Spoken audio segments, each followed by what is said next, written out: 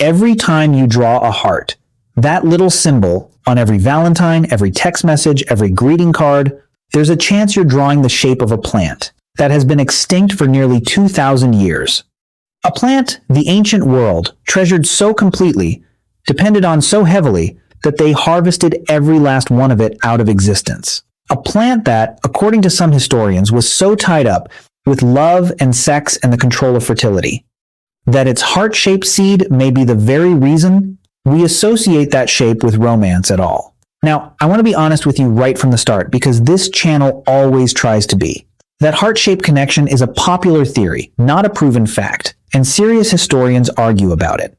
But the plant itself is absolutely real. Its name was silphium, and the reason an entire empire loved it to death is the starting point for one of the most surprising stories in all of human history.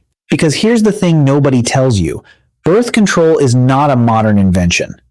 We tend to imagine that controlling when and whether to have children is something that arrived in the 20th century, with pills and clinics and laboratories, but the desire to control fertility and the ingenuity humans poured into trying is thousands of years old.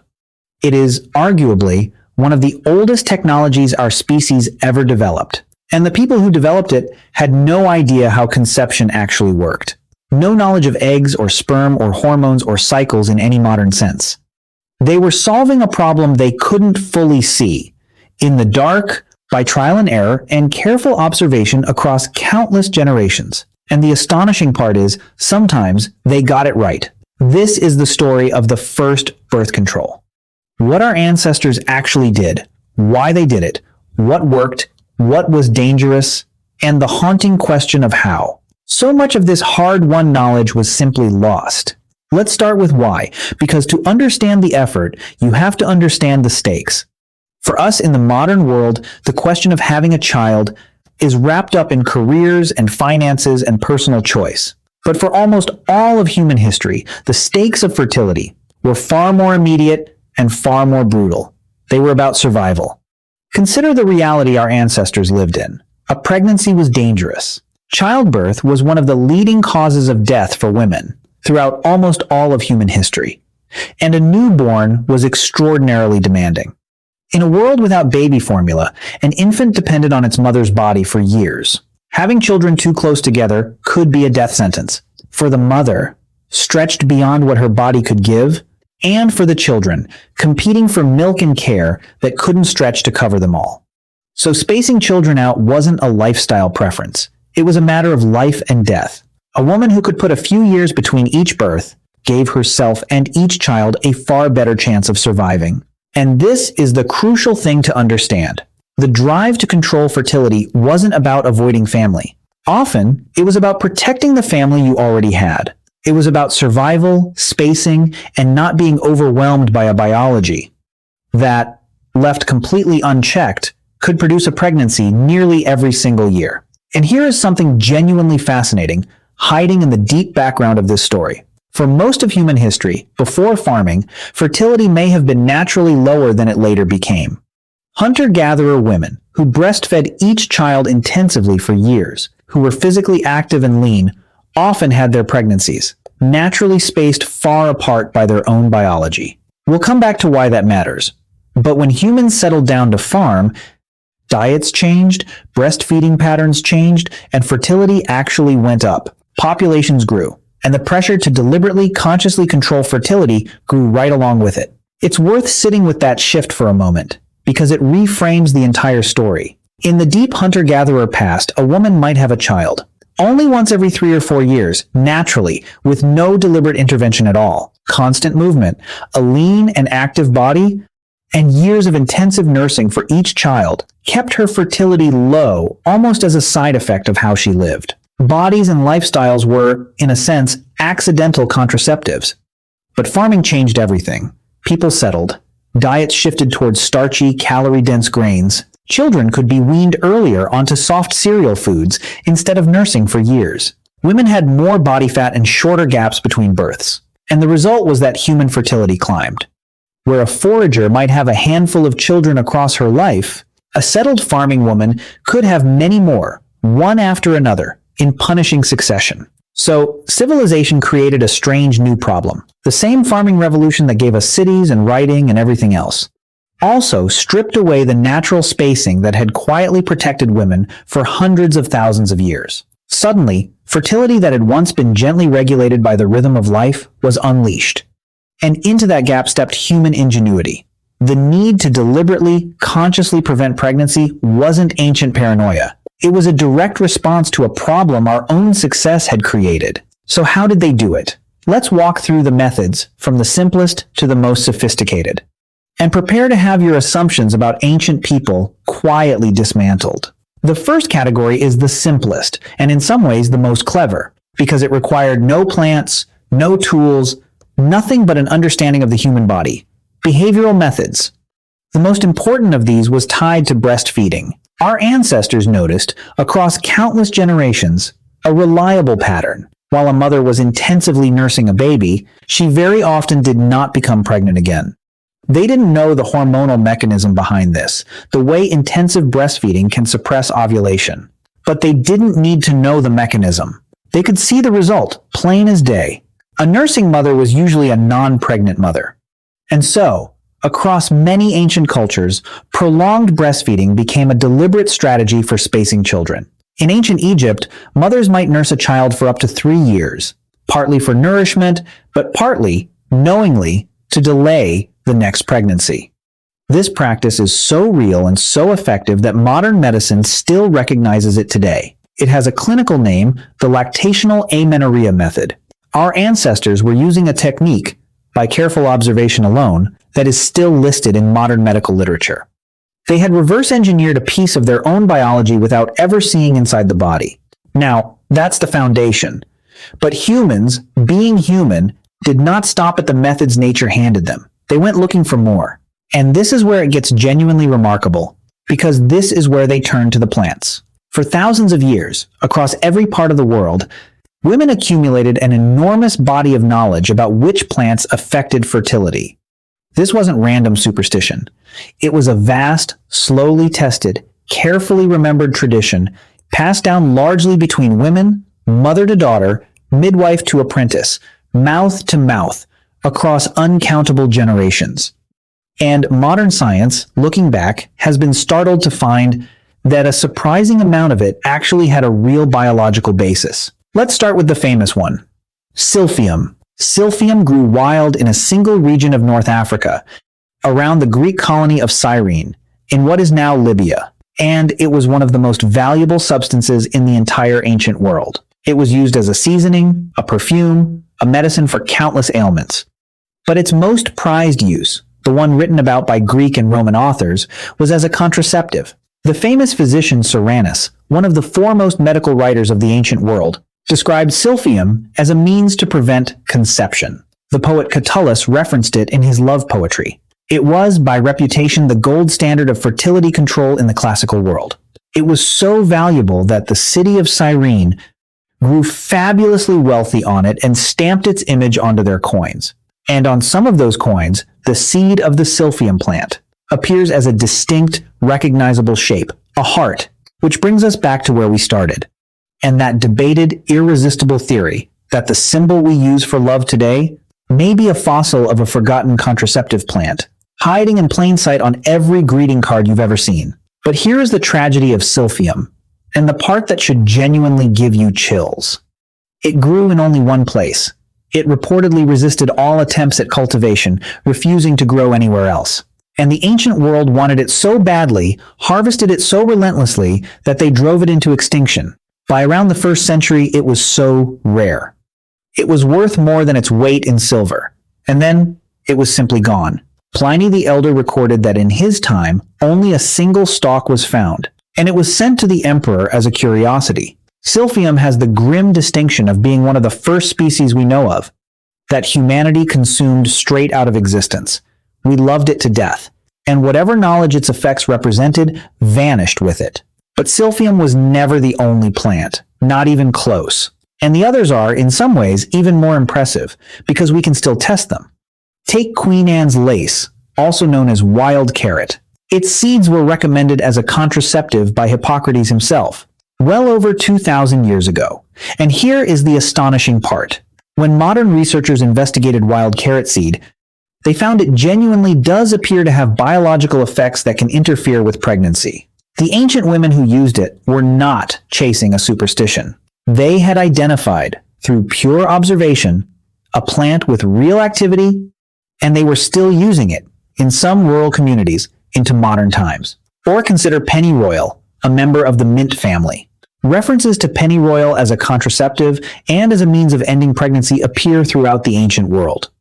The Greek playwright Aristophanes made jokes about it in his comedies, jokes that only work if the audience already knew exactly what pennyroyal was used for. That casual familiarity tells you how widespread this knowledge was.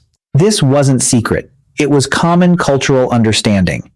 But here I have to stop and be completely honest with you, because this is the dark side of the story, and it matters. Many of these plant methods were dangerous, genuinely, sometimes lethally dangerous. The line between a dose that affected fertility and a dose that poisoned the woman taking it was often terrifyingly thin. Pennyroyal, in particular, is toxic, and throughout history it has killed women who turned to it. Queen Anne's lace has a deadly look-alike. Poison, hemlock, and a mistaken identification meant death. These women were navigating, without laboratories or measurements, or any margin of safety, a razor's edge between effect and catastrophe. This was not a gentle folk practice. It was a desperate, high-stakes gamble that many took, because the alternative, an unsurvivable pregnancy, felt even more dangerous. I'm telling you what they did, and what it cost them, not as a recommendation, but as a piece of human history written in real risk and real loss. Let's move to the third category, because the ancients didn't only ingest things. They also engineered physical barriers, and the sophistication here is genuinely surprising. The ancient Egyptians, in medical documents like the Ebers Papyrus, written around 3,500 years ago, described inserting pessaries, early barrier devices made from various materials to block conception. One recipe involved a blend that included acacia. And here, once again, modern science delivers a stunning verdict. Acacia, when it ferments, produces lactic acid, and lactic acid is a spermicide. It is still used in some contraceptive products today. Think about that for a second. Egyptian women, 3,500 years ago, were using a substance with genuine spermicidal properties, identified through nothing but generations of patient observation, with no concept whatsoever of what a sperm cell was. They were right. They just couldn't have told you why. Other cultures developed early versions of barrier methods too, fashioned from whatever materials they had. The historical record across the world is full of these inventions, each one an attempt to solve the same fundamental problem with the materials at hand. Different continents, different centuries, the same persistent human determination to take control of a process that biology otherwise controlled for us. And here's something that elevates this from a curiosity into something genuinely profound.